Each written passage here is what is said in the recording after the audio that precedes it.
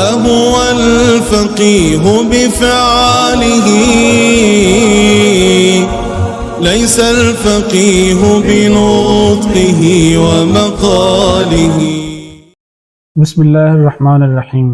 یہ ایک بہت اہم مسئلہ ہے کہ کسی کا نام بگاڑنا. ہمارے معاشرے میں یہ بھی بہت زیادہ عام ہوتا چلا جا رہا ہے کہ لوگ دشمنی کی بنا پر، غصے کی بنا پر ایک دوسرے کا نام بگاڑتے ہیں.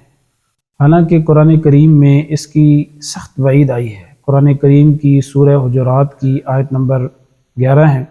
اس میں اللہ تعالیٰ فرماتے ہیں وَلَا تَلْمِزُوا أَنفُسَكُمْ، ایک دوسرے پر عیب نہ لگاؤ. وَلَا تَنَابَزُوا بِالْأَلْقَابِ، اور کسی کو برے لقب مت دو.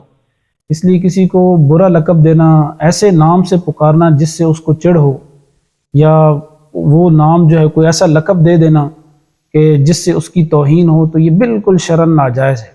اور خاص طور پر جو ہمارے سیاسی زعماء ہیں اور لیڈر ہیں، ان کو چاہیے کہ وہ اختلاف تو ٹھیک ہے ایک دوسرے کے ساتھ رکھیں، لیکن ایک دوسرے کا احترام کریں. یہ ہماری اسلام کی اخلاقی تعلیم ہے، ہمیں اس کو فالو کرنا چاہیے.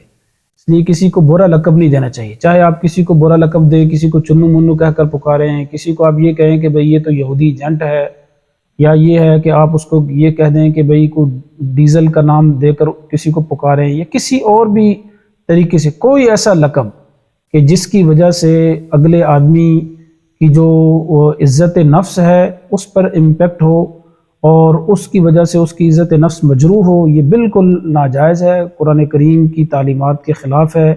ہمارا دین اسلام ہمیں اس سے اجتناب کی تلقین کرتا ہے.